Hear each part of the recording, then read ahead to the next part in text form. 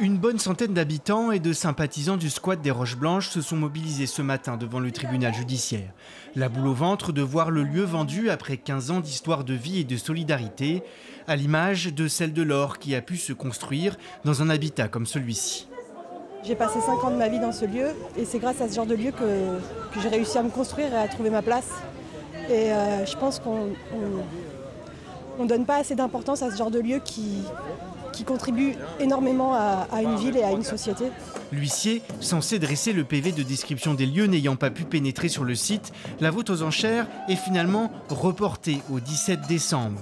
Un répit bienvenu pour les militants.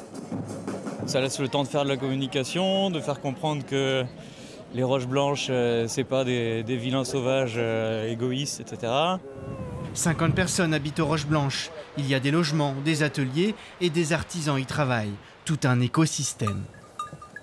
Ça ressemble plus à un village, sauf que oui, c'est autogéré dans le sens où on s'organise entre nous pour vivre ensemble. Ils ont récolté près de 200 000 € pour tenter de racheter les Roches Blanches et légaliser leur situation. Une démarche que vient court-circuiter le département avec le Conservatoire du Littoral et la préfecture en sortant un chèque de 500 000 € pour le rachat.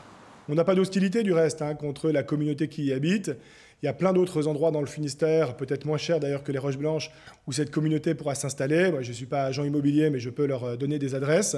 Donc pas d'hostilité vis-à-vis de la communauté, mais néanmoins nous pensons que l'intérêt général doit passer. Rendre le site à la nature et aux promeneurs, pas sûr que l'idée plaise aux Roches Blanches qui comptent se mobiliser dans les prochains mois pour faire perdurer cette petite société alternative.